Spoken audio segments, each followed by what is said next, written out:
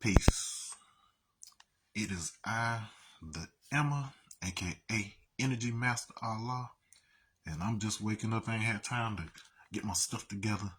Nothing, because this one is interesting. So, if you've been listening, I've kind of briefly mentioned how since about around 2023, I've had, certain experiences, among which included I would have these.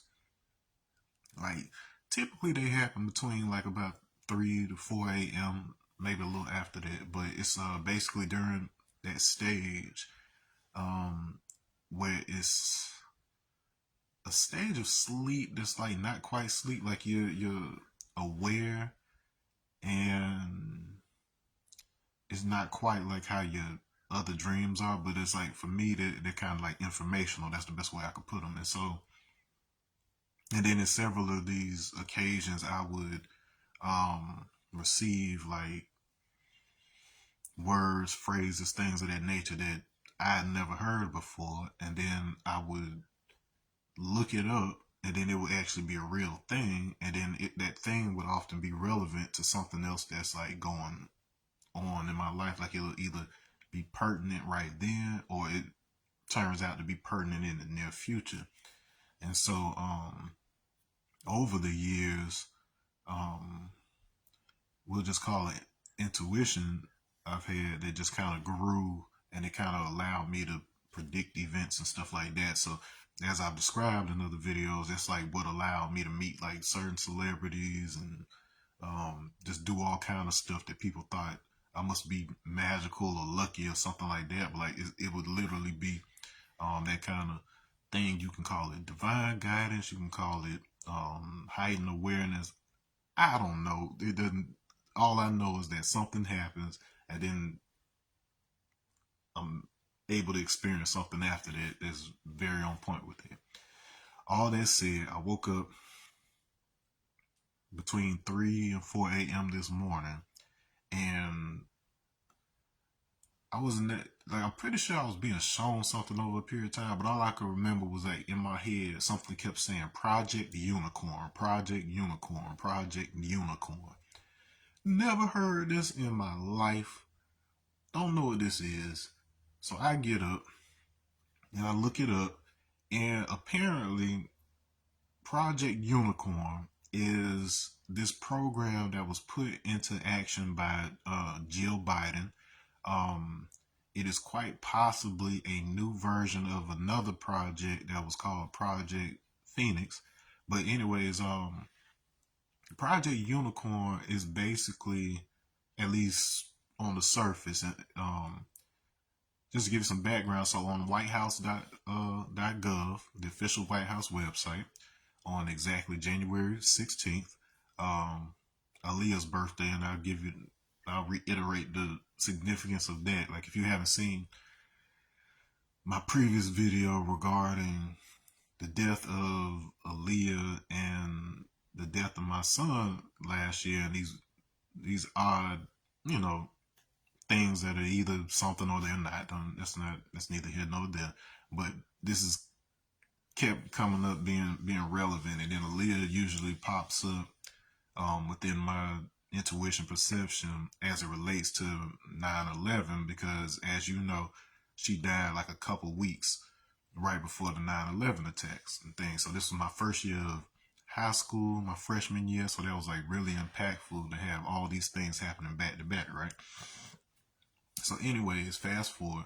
So, Project Unicorn is this thing that was put into action by Jill Biden. They put out the announcement on the White House's website on January 16th, and it involves so for children with disabilities, this is a collaboration between the Department of Education and the Department of Defense.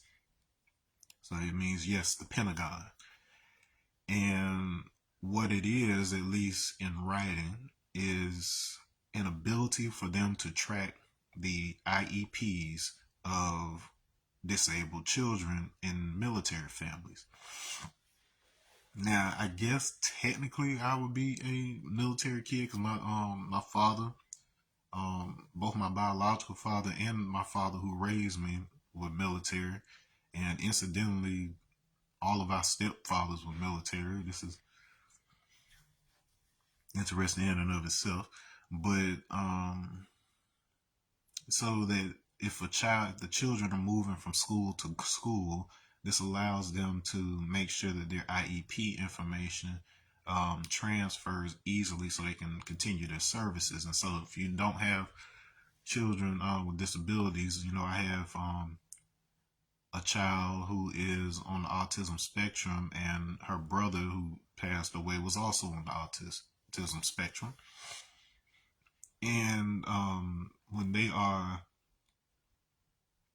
I believe it's when they're starting school, but this may be something that's done even before they're actually in public school. But I believe it's tied mainly to public school. But with the IEP, this is basically an assessment that the professionals do to tell like what exact targets and needs that your child has, and so that they can basically craft their learning program trajectory based on that. Okay, that's what IEP is. And so Jill Biden Project Unicorn is on the surface this thing that is a collaboration between the Department of Defense and Department of Education to be able to track this information, so they can track information about your autistic child. So you can take that whatever way you want to take it at this point.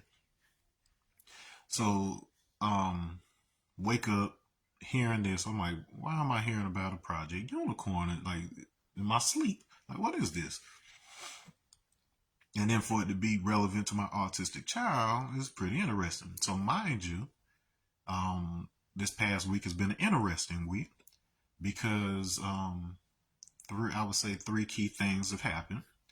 So one, not too long ago, within the past week or two, my wife, who works at a university, as part of their college prep program, they sent out an email to the staff regarding information about the incoming administration of the United States, using information on the FAFSA forms. So those are the federal forms that people file when they're applying for college with regards to financial aid and all of this type of stuff. And so they received the email saying that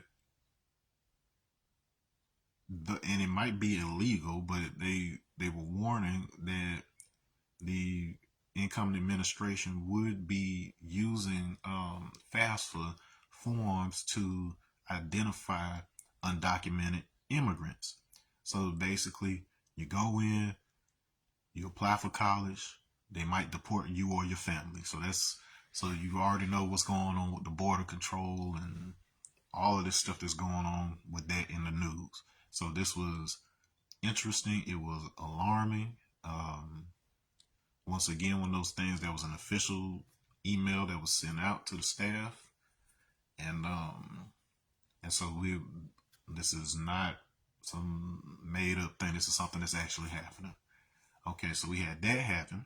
Then I told you in a previous video that I took my daughter in for she had flu symptoms and things, and so was getting examined for that. And she had been running a high temperature and all that good stuff. And so at some point, the doctor is checking her head, like checking her skull, which is unusual for that sort of thing. And she tells me that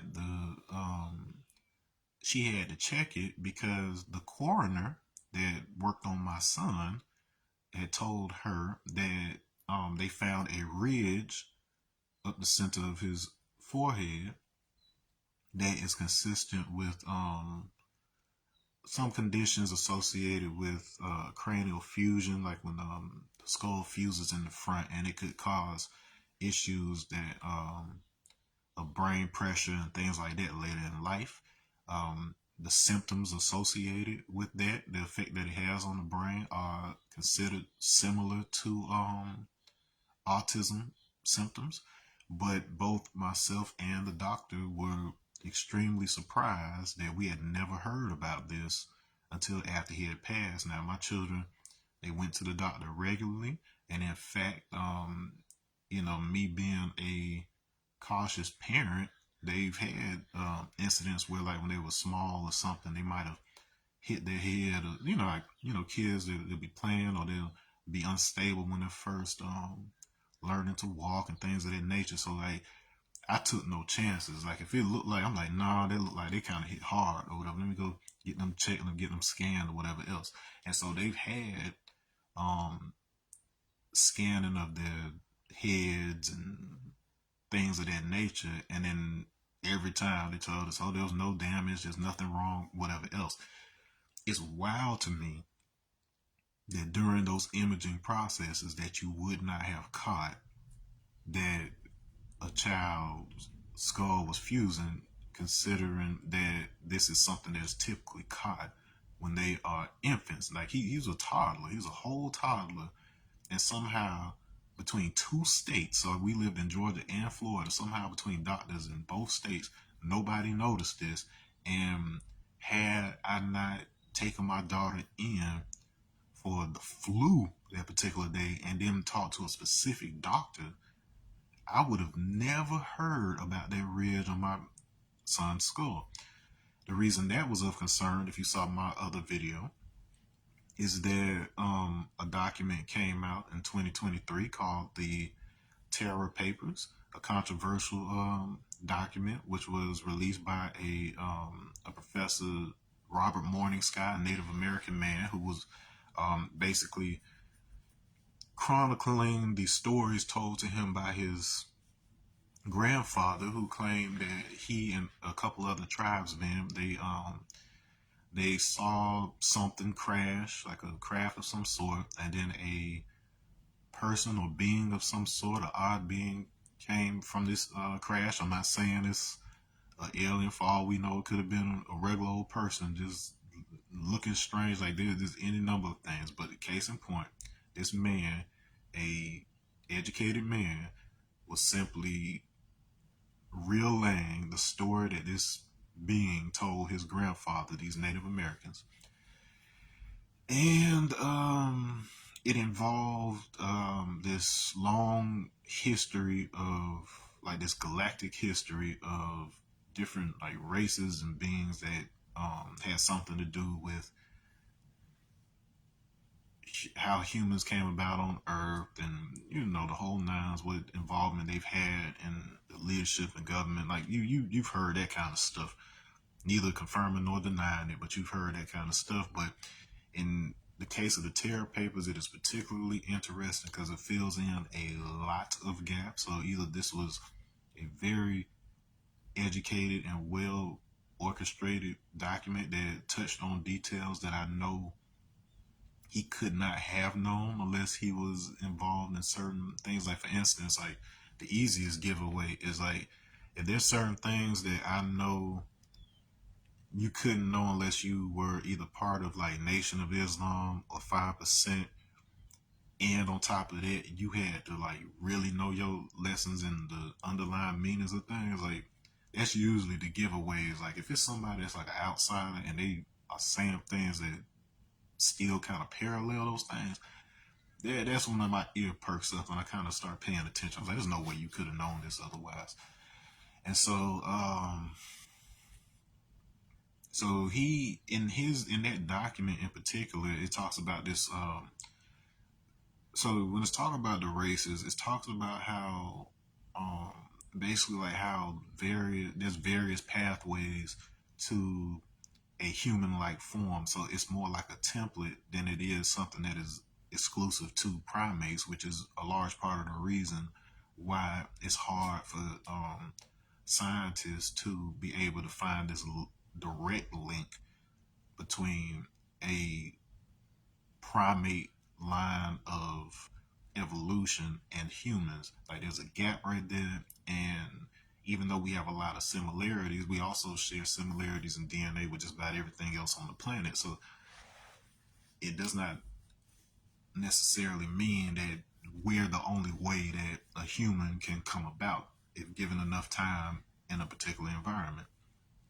Okay, and so that leads to explanations regarding how you had advanced beings who evolved from a like mammalian line, like something similar to like dogs, wolves. And interestingly enough, if you look at actual genealogy, like aside from Terra papers, like actual, um,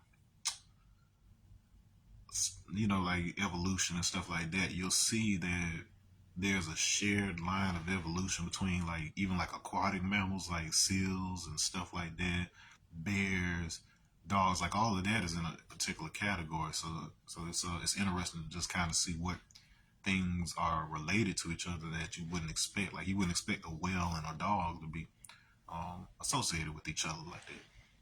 So, anyways, and so one of the lines, one of the species that he talks about that has a big deal to do with Earth is these reptile-like beings that may or may not have actually been reptile. We had the same problem with explanations of dinosaurs here on the planet, where they were lizards at one point, and then they were birds, and science is doing whatever with that. There's even talk about dragons out there, but I won't get into that. But anyways, so these reptilian queens, as they call them, because they were very much associated with the divine feminine aspect. And if you've heard my other talks, you know that when we're talking about the feminine and masculine aspects, those are like, you're talking about like yin and yang. So that also extends to dark and light. So like if you were to associate that with race here on our planet, those of us who have the darker skin are associated with the feminine aspect, the earth aspect, the mother aspect, and those of us with the lighter aspect are associated with that masculine aspect that like goes out, explores, conquers, and so on and so forth. The earth mother type of aspect is the one that is intuitive and introspective and more on the spiritual side than trying to like conquer and gain things that way. Okay, I'm just telling you what's out there.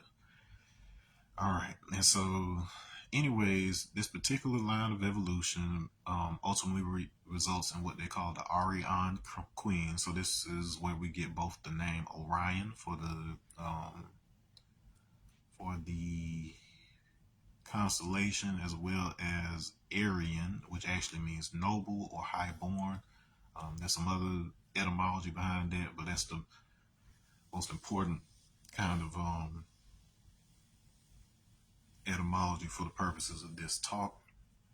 What that has been made into, when Hitler wanted to claim a relationship with the Aryans and this Superman, this blonde hair, blue eye, but that's really some manipulation on their part, but we'll get back to it. So this Orion Queens, they eventually evolved to a point far beyond having scales and things of that nature. You would hardly be able to distinguish them from other humans, except for the fact that they have this ridge along the skull and stuff. And so this is why that becomes very interesting that this thing comes out in 2023, and that's when a lot of these stranger experiences start happening in our household. And after my son passes in 2024, it's not until 2025 that I'm finding out from this doctor that my son had this strange ridge. And I won't get too much into that because I did a whole video on that. So go back and watch that one because we've got other stuff to cover here. All right. So, anyways, these Orion Queens, there were, you hear, like if you listen to any of like the UFO stuff or whatever, like you always hear about the reptilians and who's doing this, who's doing that.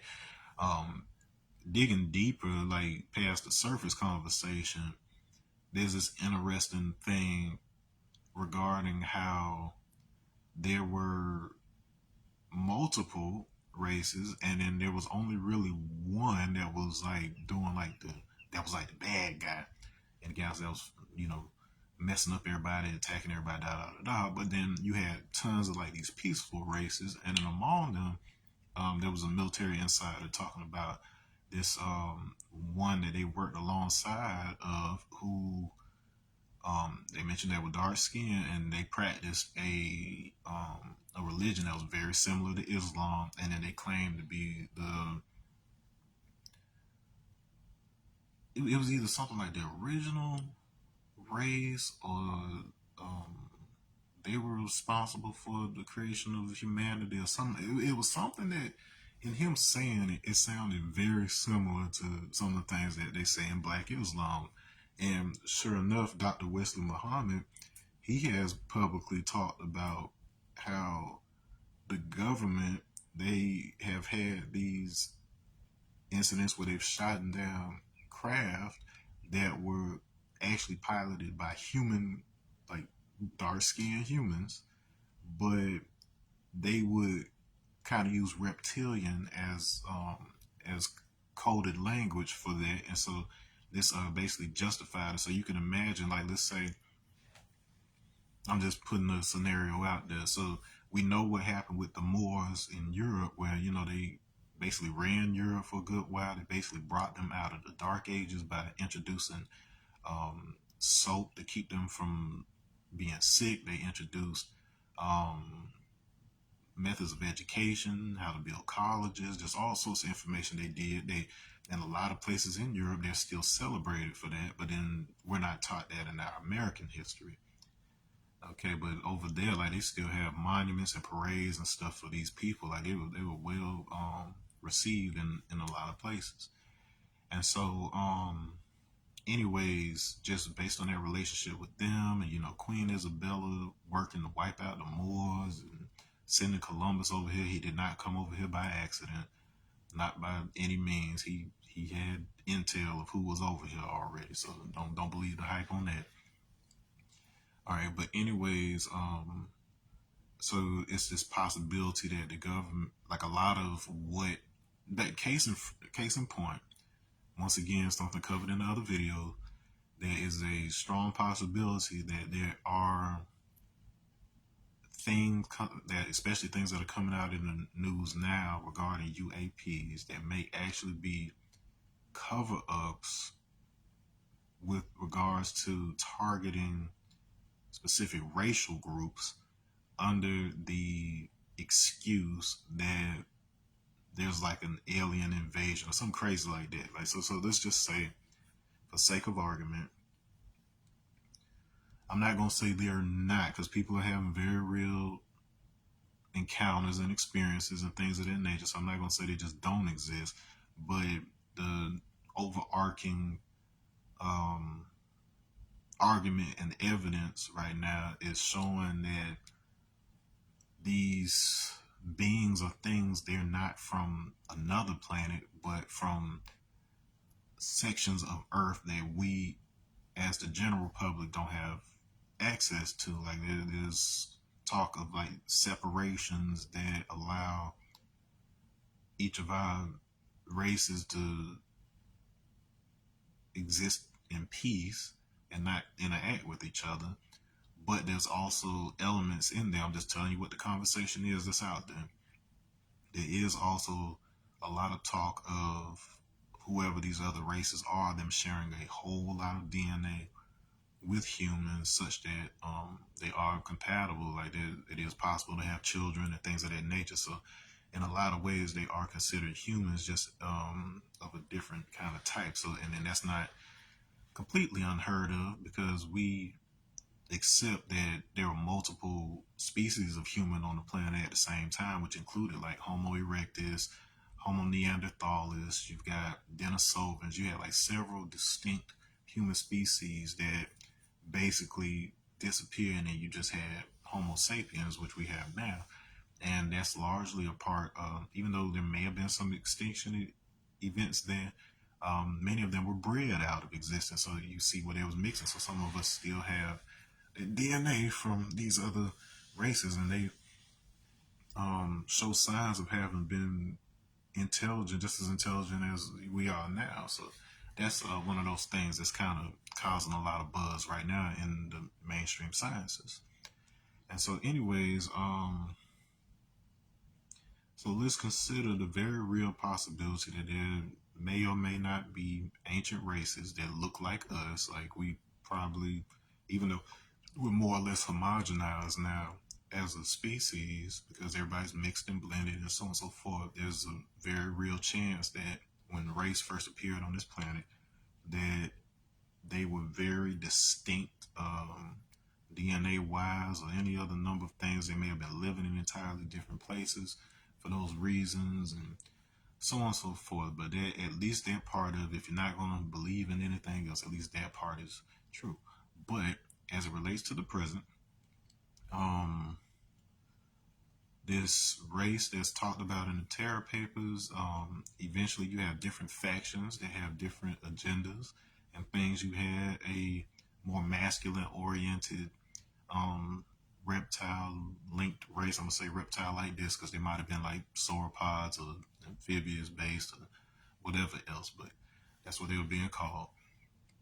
And it was a more masculine based leaning line that's more like patriarchal that was kind of creating a resistance against the female queens, the divine feminine queens. And so, like I said, it doesn't have anything to do with necessarily male or female gender wise, but then the masculine and feminine are manifested in beings in these galactic histories and various sources to either the people of color or the very white ones. So you'll see those like what do they call them, like Nordics and like just look, just Google or YouTube any of this. Once again, not saying it's true, but if you look at it as if it's a mythology, like you would any other mythology, and then you'll be able to suspend your disbelief just enough to know the narrative that is out there. Okay, and so, anyways, so these queens. So within this, you end up with this group that's like it's called the. It's spelled like it's just written like M dash K or even K dash M, like it's interchangeable back and forth, but it's we can call them the Macum or something like this. And so there's a lot that a lot of times past, a lot of galactic history, but among a couple of the things that this particular group, this very human looking group with this slight difference in this skull, is said to have been involved in was the information that was given to Muhammad that influenced the creation of Muhammadan Islam, which was largely focused in going to war with these other, non-believers and things of this nature. That was an intentional transmission to him to kind of get him to destabilize the existing power structure, which was being run by the more mammalian, dog-like evolved or lion evolved Syrian race. And so they are tied to the Sirius star system. Like, once again, suspend your disbelief on this. And so, among these destabilizing efforts, in addition to what happened with Islam before that, it said that so Joshua of the Bible, who we know his name means the exact same thing as Yeshua, which is Jesus. But they focus mainly on Joshua in this particular telling. And him and John the Baptist, as a matter of fact. And so basically, there was this intentional kind of breeding program, I guess you would say, where certain people were influenced to marry and so on and so forth, because what they wanted to do was eventually have a child that had both lines, both bloodlines. So they had that Sirius line and had the Orion line or whatever. So one child, and so that would kind of be like their inside person. And if you've heard my talks about American Islam, then you know that prophets in the lessons are usually people who are biracial, allowing them to be able to, like, for instance, if you had a really bright skinned black or biracial person, they would be able to move through white society back in like the 1930s, 40s, these eras where, you know, we typically can't access certain things. And so they could move on our behalf and then be able to find us, teach us things. And that's basically the background story behind Fard Muhammad teaching Elijah Muhammad. That's the story that they tell around it. And so similarly, they're saying that this prophet was basically being influenced into being made for that reason, so they can kind of infiltrate that and reclaim the earth as king. Well, it didn't go that way because he got wise to what was going on. He got educated in some mystery teachings and learned of the history of what happened in the background, so on and so forth. So he basically kind of set out to go against that and teach. And so this is where you start getting like the traditional story of Jesus. You know what kind of conflict he had with the powers that be and what he was trying to teach humanity and to free them and so on and so forth. And so that is what it is.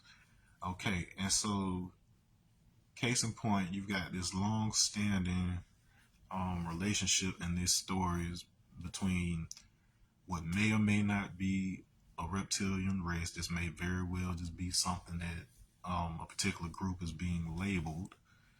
That then goes fast forward to the future, is associated with Islam. You know our history of Islamophobia in America, particularly surrounding 9/11, and controversy with like the Nation of Islam and the assassinations of both Clarence 13 X, aka the father who founded the 5% Nation, as well as Malcolm X, both of whom left the Nation of Islam to teach independently. So, not saying one person or another is responsible for that. There was some infiltration and some CIA, Hoover's FBI involved.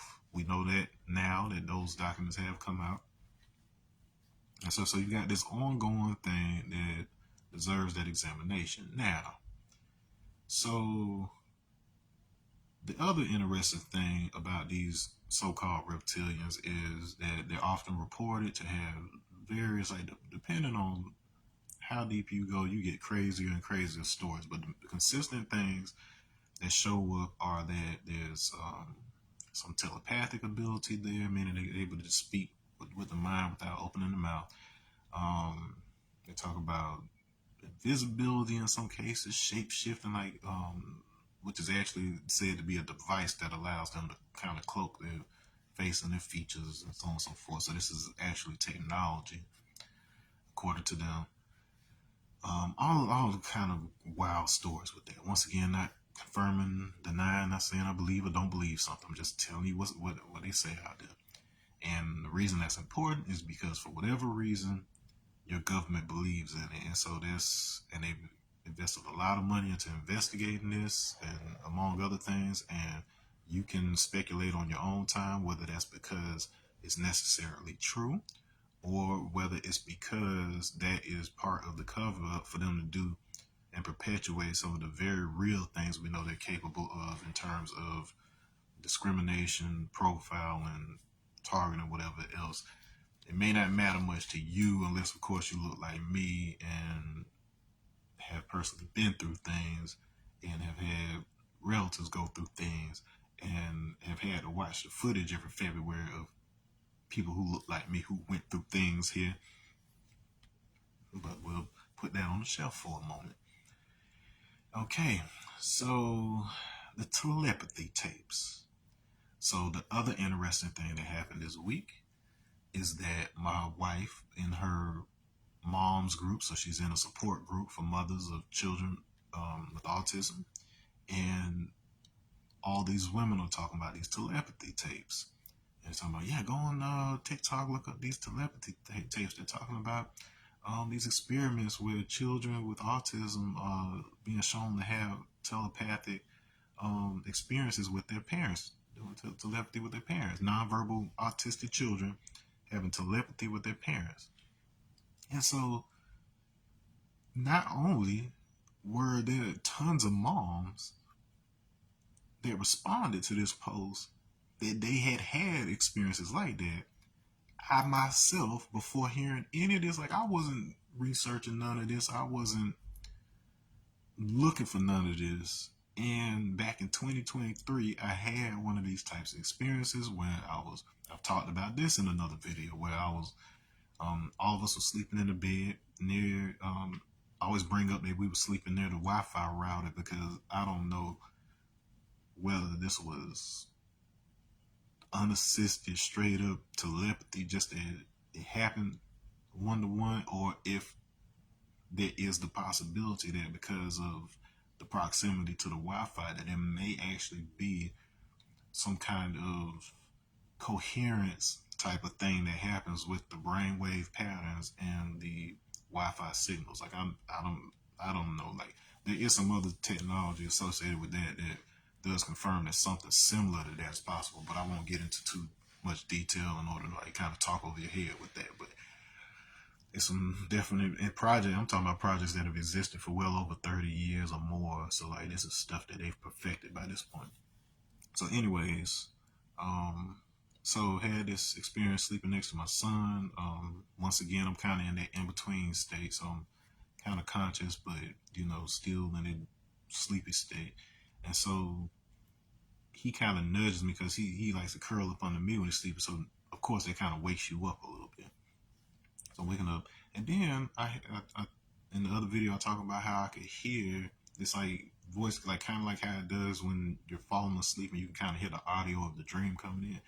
I heard that, but it was like crystal clear, and it sounded like kind of like a scrambled signal, like but then it goes, "Where's mommy?" Like this. I'm like, what? And so like you got my attention at this point. I'm like, huh? I was like, because it sounded like Shamar, but Shamar can't talk, and it sounds like him a little bit older, like as if he was like maybe 6, 7 years old. And then it continues, and it's asking. He's like basically babbling about something about going to the store and getting a particular snack. He named the snack. It was something that he liked at the time, and I'm just like I'm conscious enough to like know, like okay, I'm hearing what I'm hearing. It's not just in here, and I'm checking to make sure it's not coming in my ear. Like I still feel it that it's coming in the same spot in the back of the head where your audio for your dream starts coming in. Because like I've been conscious during those states when it starts coming in enough to be able to start kind of understanding how that audio starts shaping and how the brain starts switching over and all of that good stuff. So I've documented and tested and experimented with this for some time. And so, anyways, like after as I'm becoming more conscious, of course, naturally, that thing it starts to fade away just like the audio in the dream does. So it goes back to scramble. I can't understand what it's saying anymore, but and it eventually fades out. Like I done gotten up on a turn, I done looked at this boy. Almost wasn't even surprised because that wasn't even like the first time I'd had that particular type of thing, like telepathy. That was a first for that. But like other experiences I've had since he was born, because he just had a way of crying right when you were falling like into like deep sleep, and so I would be awake during these um, points of sleep where you're not normally conscious. So it's like so I'd actually be aware of what was going on and be able to feel things, test things, and so on and so forth. And we can get into in another video how like I've even had a experience where something was communicated to me by him, or something presenting itself as him, or whatever you want to make that out to be, basically telling me like a whole mission, that like why he was here, how he got here, what my involvement was. um Enough of that leads me to believe that there's a reason why I'm talking to you about this now. Like this was kind of the point the whole time. And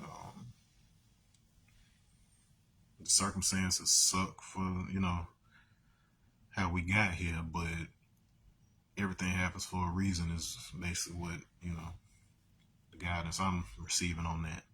But anyways, and so yeah, so then I was only moderately interested in these telepathy tapes until I found out that this was a real, seriously taken experiment documentary. You can look this up, Telepathy Tapes documentary that was done by a Harvard professor. So this ain't just like some internet personality Looney Tune somebody doing it. No, this was a real experiment conducted by a Harvard professor demonstrating how these parents were able to connect with their autistic children telepathically. They were able to identify numbers and cards and stuff without being able to see it. Like it's fascinating to watch, and it's not being done. It's not being presented in like a airy fairy new age kind of way. Like it's a very like legit type scientific type experimentation, documentation, whatever else. This video premieres on January 7th of this year. So we keep having that theme. So we've got the Project Unicorn thing that happens on the 16th. 1 plus 6 equals 7. So that brings us back to January 7th. Okay, and then I mentioned in the previous video regarding how I may have forgotten to mention it, but so Aaliyah, oh yeah, okay, so I did mention that her death date was August 25th. That's 8 plus 25 is 33. My son's date of death was September 24th, so that's 9 plus 24 is 33, and we know the significance of this number 33 as it relates to both the age of Jesus as well as themes in Freemasonry.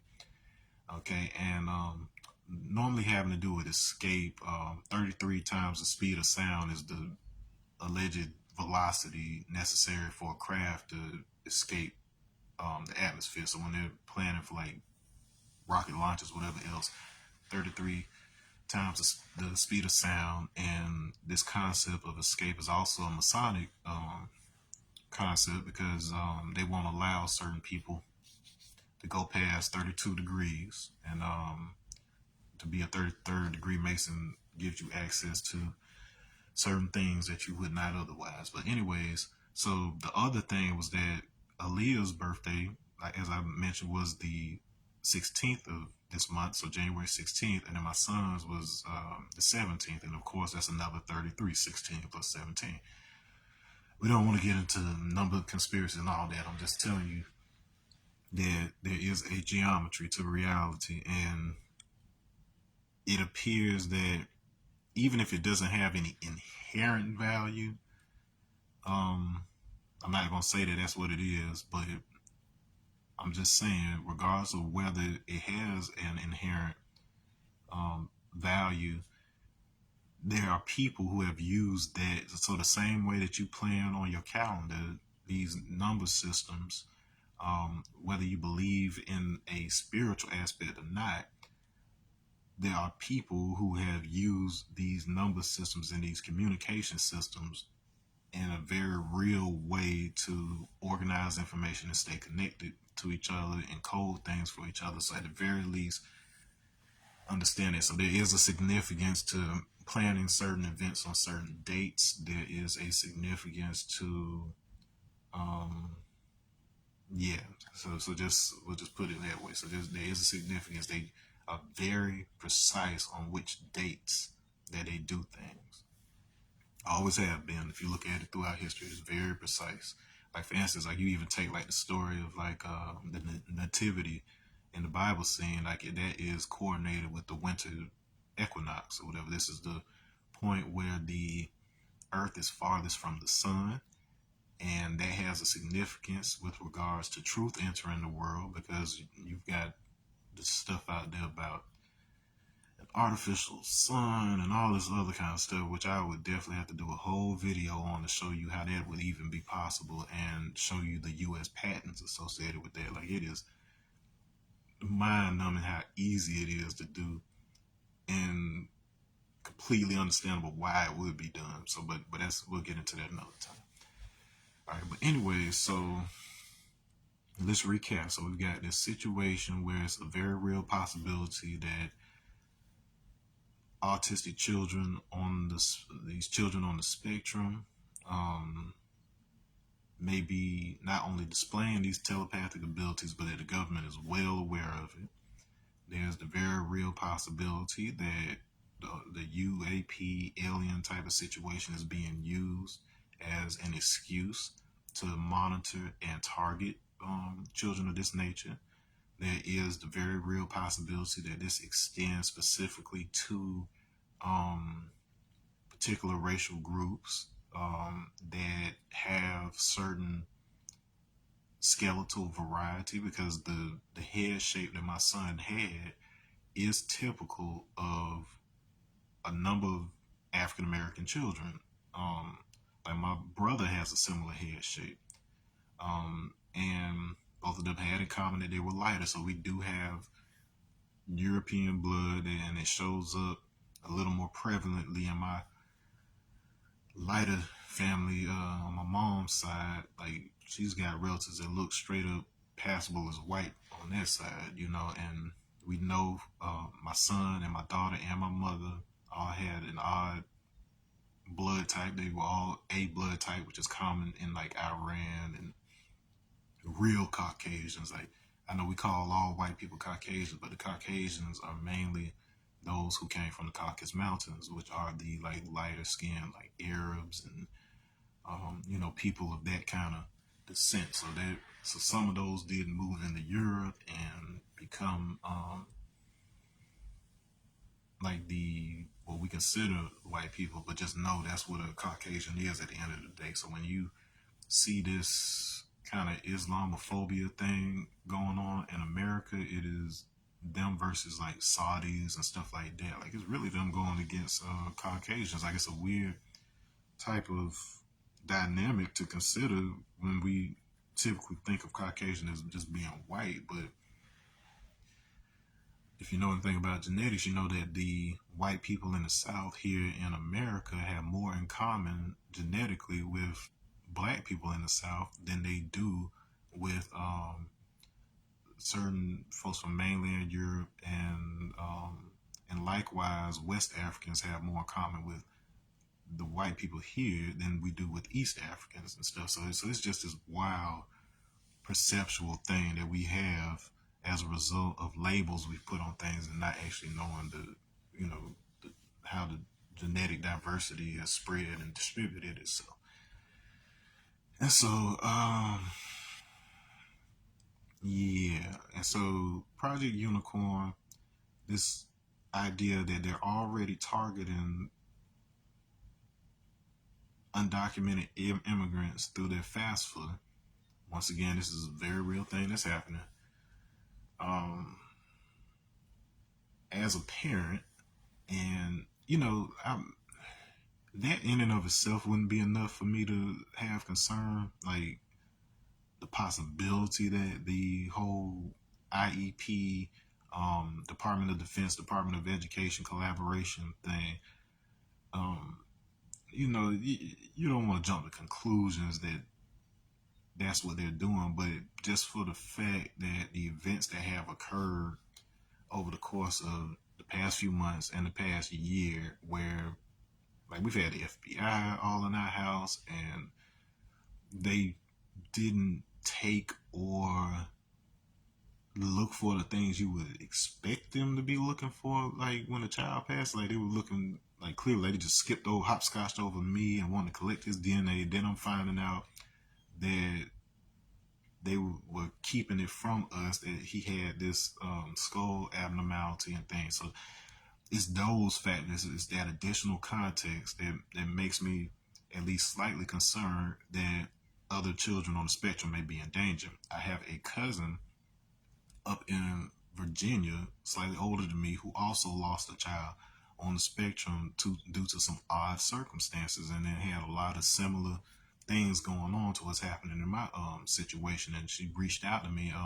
She's on that side of the family, my biological father's side. I didn't really grow up with that side, but she knew enough about what was going on with me and knew what had happened with her. And she basically sent me some material, because naturally, as a parent, when these things happen, you look into it, and it gave some very compelling evidence of certain projects, certain technological development, certain understanding of the human body, and things of that nature that we're not being made privy to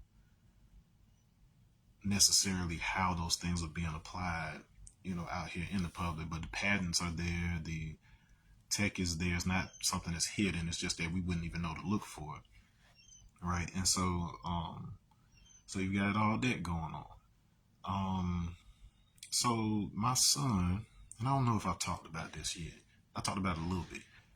So my son had a thing. So I have a book bag. So while I'm doing like the research and while I was writing and stuff, I had a particular book bag, particular notebooks that I was doing this information in. And my son,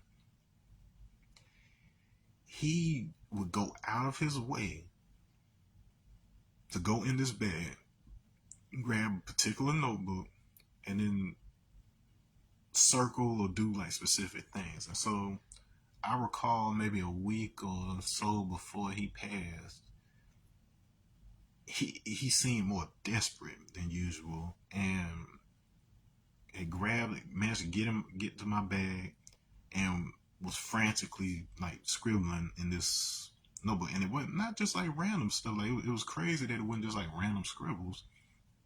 And I didn't even find this really until after he had already passed. But there were three well, there's four key things, like, and then all of them have proven pretty relevant. So like one of them, for instance, there was something that like it looked like a lotus. Like I've shared that one online, but the lotus basically allowed me to find this connection between like some of the symbols that were like in mythology and how that was used to basically preserve like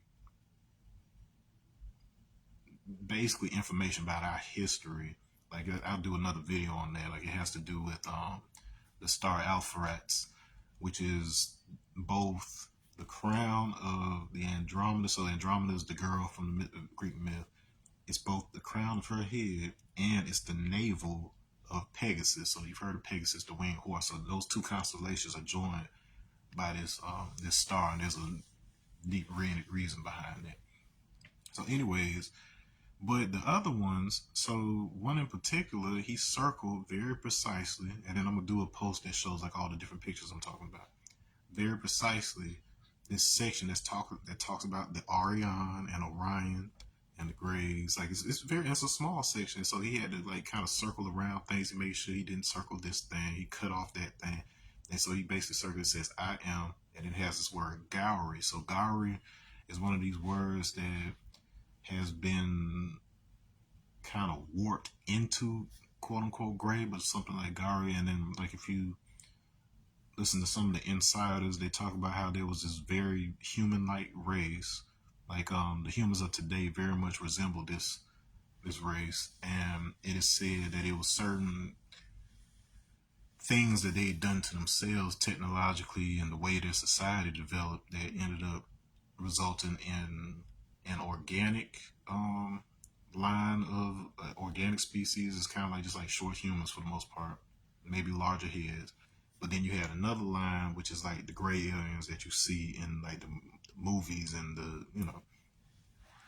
which are actually technological. They're not real bodies in most cases. They are basically like bio suits that their souls go into. But I won't even get into that stuff. But the way that they tell it is that this non-organic version which has like time travel capabilities or whatever else, their goal was to have like a single line of evolution and perfect it. So they were going back and kind of trying to erase other lines of that species. And so this became the conflict that they say was the result in like it resulted in the Roswell crash, the famous Roswell crash. So they were in the midst of this conflict where this version of their race was trying to wipe out that version of the race. And for this to happen in the 1940s, 1950s, we could totally relate because it did seem like we as a race were trying to be wiped out by another race. The KKK was burning crosses on our lawn, so on and so forth. So once again, it is hard to say whether both events were actually happening or if one was used as code to talk about the other. But that's pay attention to these stories because people tell on themselves one way or another. And so, anyways, so you got these two races, very human, like brown race that preceded them, and so on and so forth. So these stories, they definitely get interesting in that regard. Okay, so he circles this in his notebook of all the things, and to find out later after he's dead, he's got one of those ridges like these Arion, these MK folks that they talk about in this Terror Papers, which also has interesting information about Kennedy and a number of other things, which should be of interest to you because it is of interest to your president right now. He is definitely trying to get those JFK files and those UAP UFO files declassified. And when a rich white dude is interested in something like that or whatever, you should probably pay attention because there's a reason. And so, anyways, he circles that. So, in addition to this, he draws. And mind you, my son's like 2. He's like a left-handed 2-year-old at the time. He scribbles what clearly appears to be it looked to me like a phoenix in a nest was one of them, and the other one looked like a wizard, like had like the tall head and the brim on the head and stuff. I'm like, oh, this is pretty dope for like a kid drawing. Like I could draw when I was little. My daughter, she can do it. She has heightened abilities like left and right. Like nobody taught her. She just knew how to read, taught herself how to walk, could draw, taught herself piano. Like I don't have to tell you if you've been around her.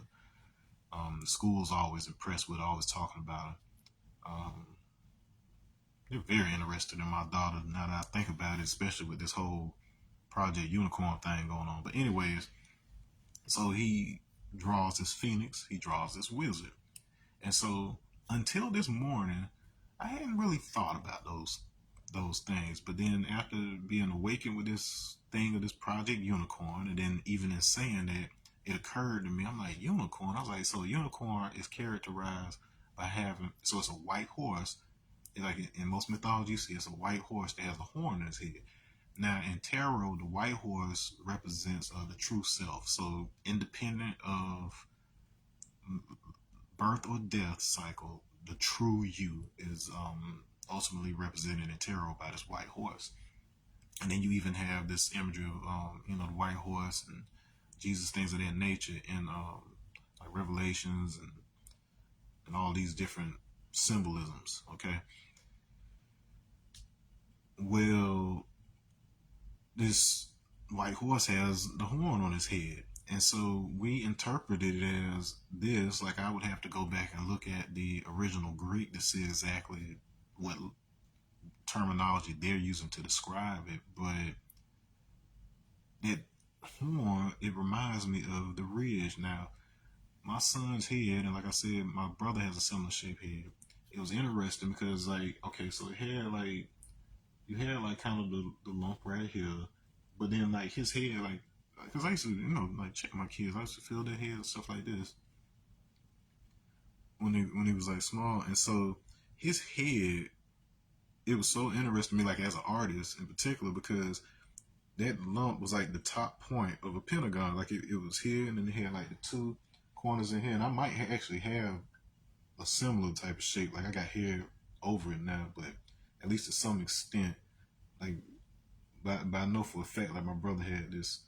But it's like, so it's a lump right here. You got the 2 points here, and then it comes back here down at the base of the skull, and so it actually forms like um, a perfect pentagon. And so the shape, the dodecagon, or dodecahedron rather, has faces that are pentagons. So it has 12 faces that are pentagons. And so like I would use that as a guy. Like that's basically how I learned how to draw skulls and heads and stuff. Like just like looking at my child's head, because I feel his sister has some not the same geometry up there, but like just the way their proportions and stuff were. I was like, oh, okay, I can see how the shapes line up here. So it really taught me how to draw. And so pentagon. So that is what it is. So the significance of the pentagon. If you know anything about those symbols and different things like that, you know the significance of the pentagon. Um, the choice of the pentagon for the shape of the building where we had Department of Defense. As you know, famously 9/11, one of the wings of the Pentagon was destroyed. And, you know, there's a lot of controversy around that because people are like, well, you didn't find like hardly any plane parts. They claim that it dissolved, which engineer after engineer have shown is just impossible given the materials of a plane and what would be necessary for something like that to even be possible.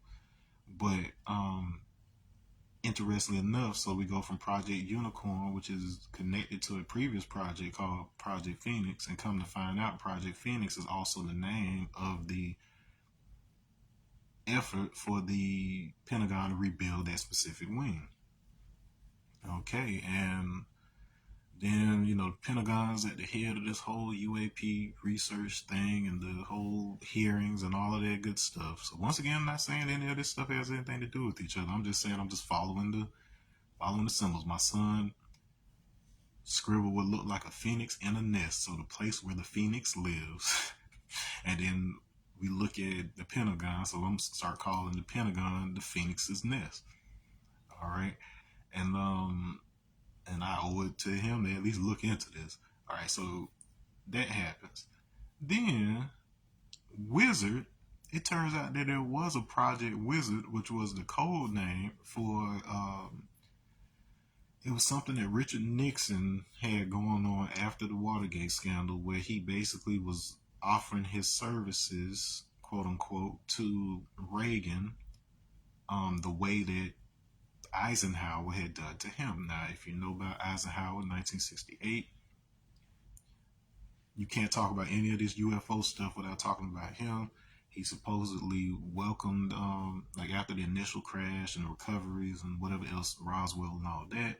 It is said that he was in communication with whatever race this is, and they planned a meeting and stuff. And so, some years later, it took them time to get here.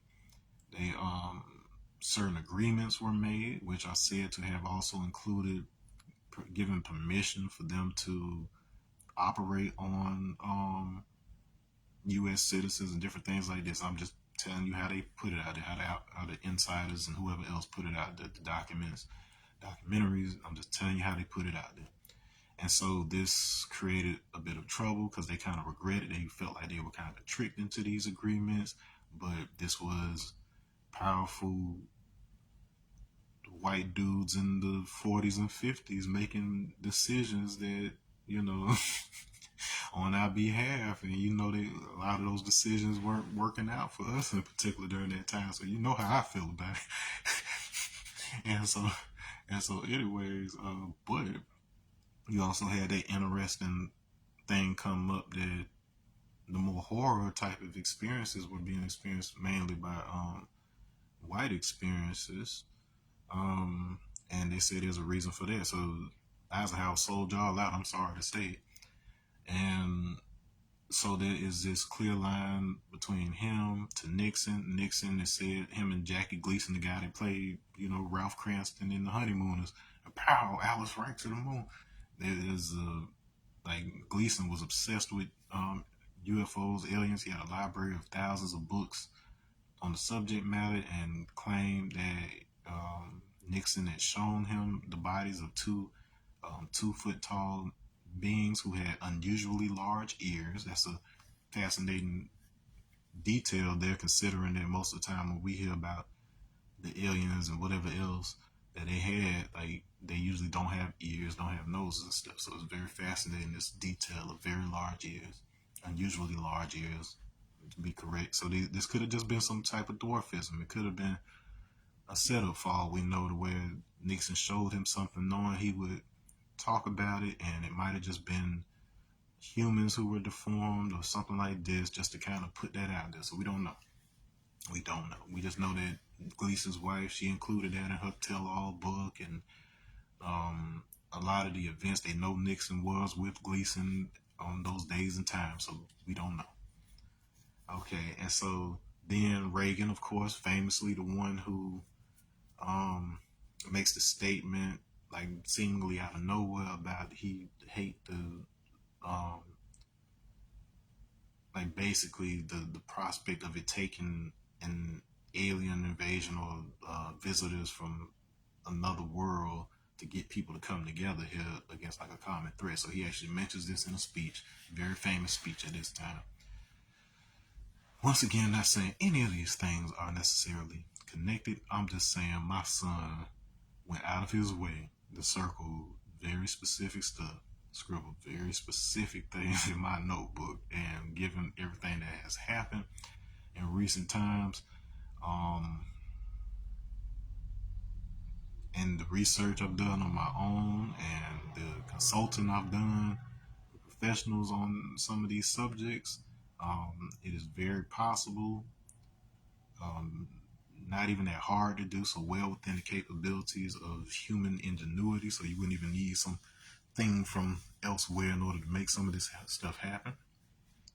And the last detail that I do want to mention is that it is commonly understood, like within those in the know, that this image of the gray aliens, the popular image of these pale aliens with they have the small slits for mouths, almost no nose, the large eyes, and the bald heads and the pale skin.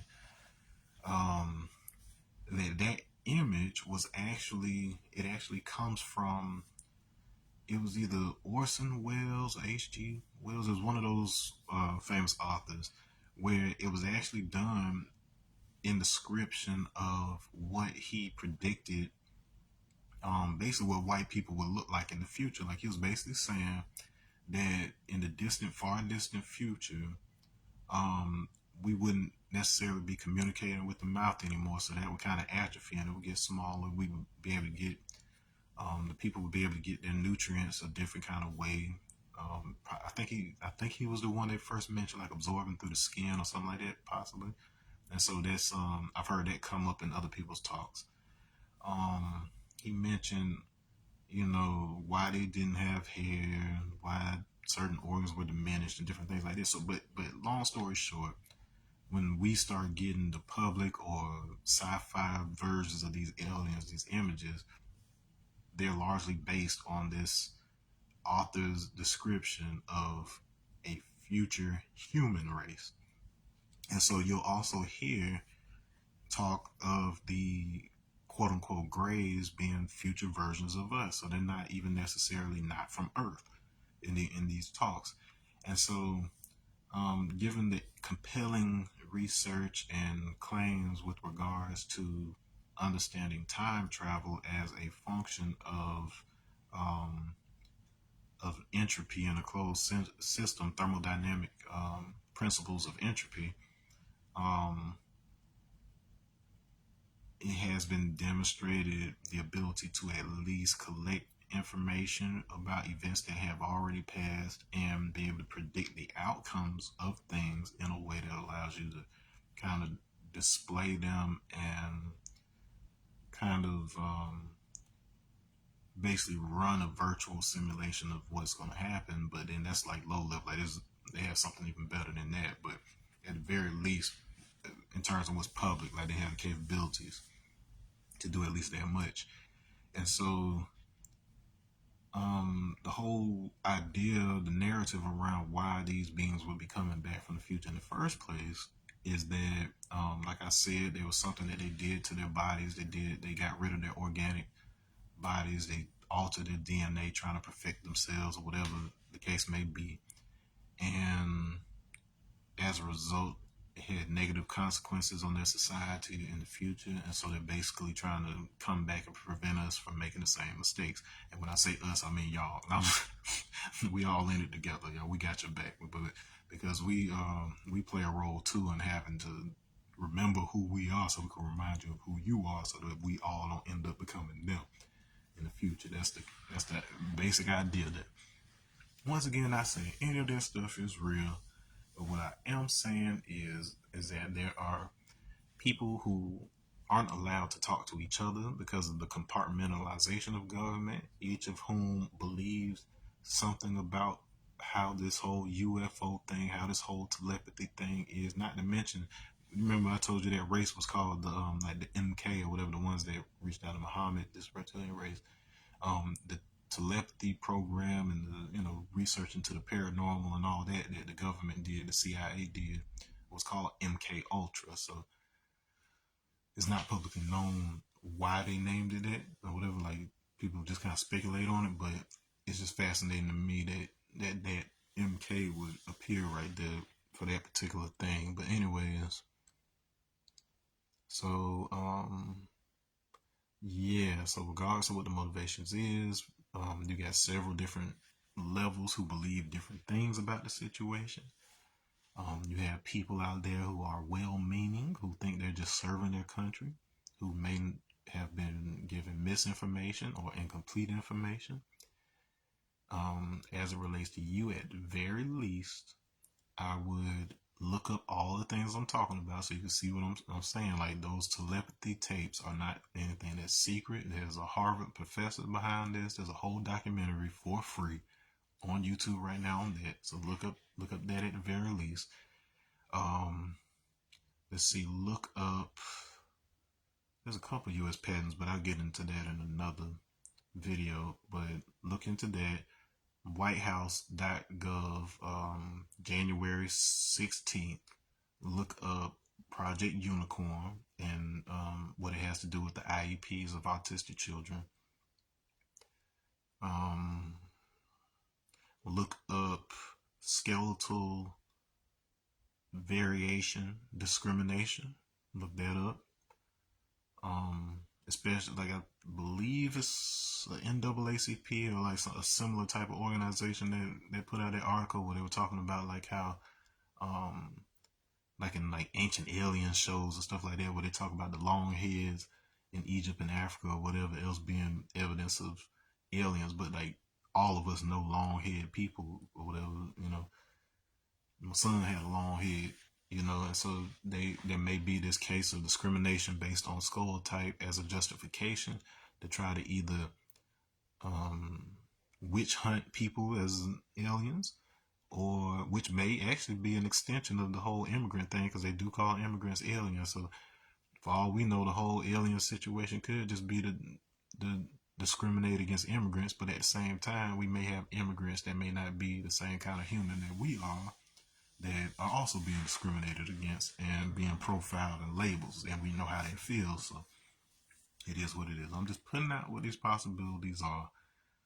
This weird thing, I don't know how this Project Unicorn thing came to me in sleep, but every time that something like that has come about, I have found it to be something relevant and something that exists. And I'm not going to get into what the source of it is, why I would even, for all I know, hell, it could be a government source that wants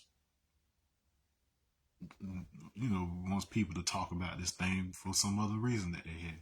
For all I know, it could be a spiritual thing that's like trying to bring some truth to light. But the best I can do is just tell you what my experience is, my educated opinion on those things, having done the research and cross-reference sources and things of that nature. But this thing just keeps getting weirder and weirder. That's all I'm gonna say about it. And with each detail that comes out, I will let you know. But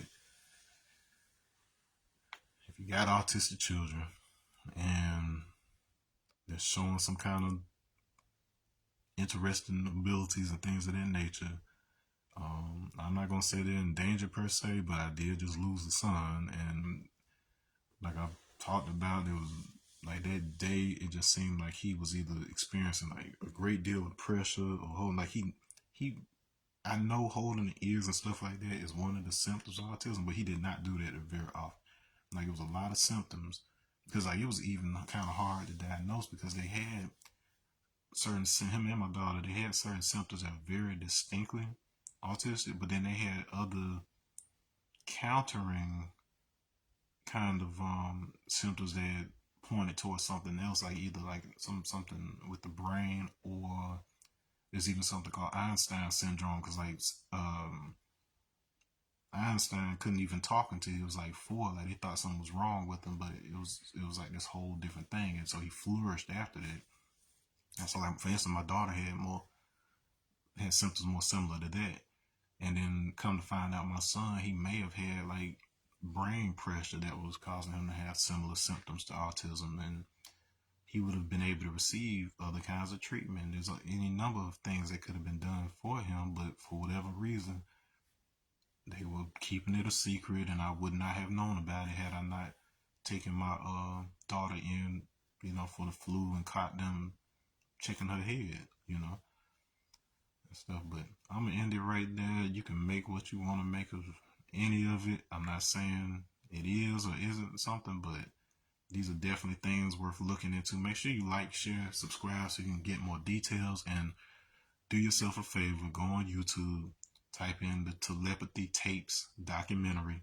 Make sure it's the real documentary with the Harvard professor that is, or Harvard doctor who conducted these experiments with these autistic children. Make sure you look into Project Unicorn on White House's official website.